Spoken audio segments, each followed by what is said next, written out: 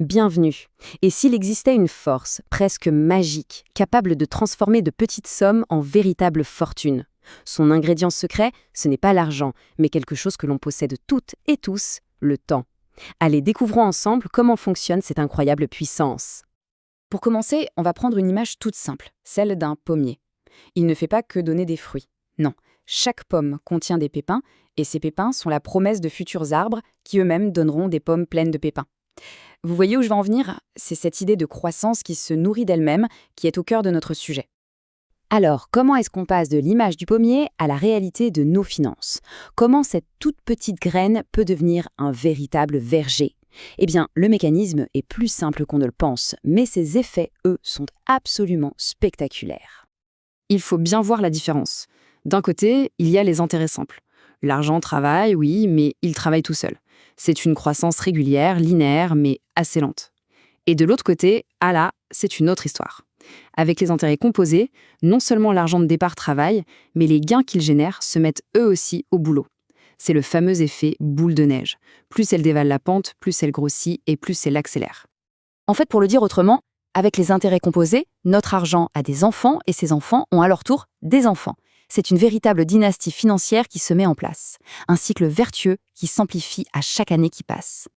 Pour que ce soit bien concret, on va suivre l'histoire de Marie. À 25 ans, elle prend une décision qui semble toute simple, presque modeste. Mettre de côté 100 € par mois.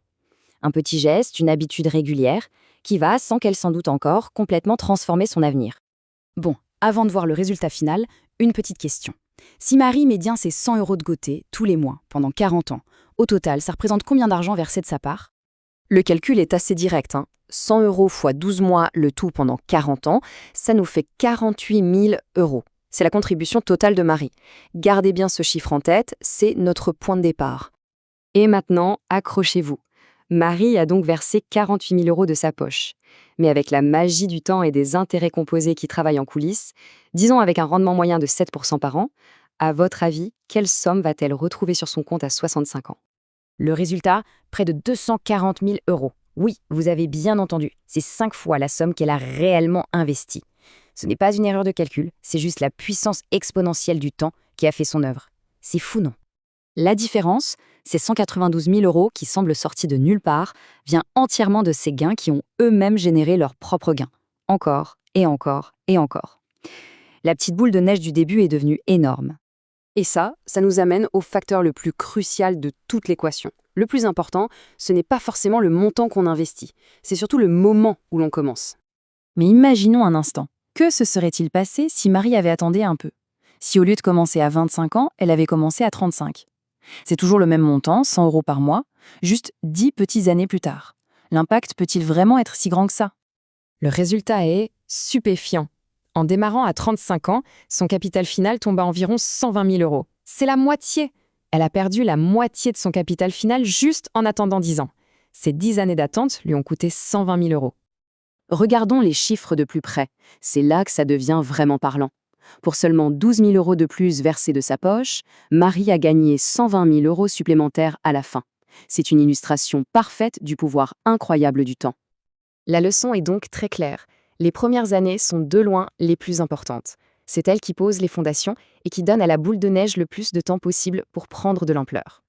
L'histoire de Marie, ce n'est pas juste un calcul. En fait, elle nous enseigne 3 vérités, 3 leçons essentielles sur la façon de laisser le temps travailler pour nous. La première leçon, la plus importante de toutes, il faut commencer, peu importe le montant. L'essentiel, c'est de se lancer le plus tôt possible. La deuxième, être patient. C'est vrai, les résultats ne sont pas visibles tout de suite, la croissance est lente au début, mais c'est à la fin que tout s'accélère de façon spectaculaire. Et enfin, la troisième, la régularité. Ce sont les versements constants, même petits, qui alimentent le moteur de la croissance. Il y a cette phrase qui résume ça parfaitement. Au début, on a l'impression que seuls nos efforts comptent. Mais avec le temps, ce sont les intérêts qui prennent le relais et qui finissent par travailler bien plus dur que nous. On termine souvent avec cette pensée attribuée à Albert Einstein. Les intérêts composés, c'est une force de la nature, comme la gravité. La question n'est pas de savoir si on veut y participer, mais plutôt de quel côté on se trouve, celui qui en profite ou celui qui en paie le prix. Et ça, c'est peut-être la question la plus importante de toutes.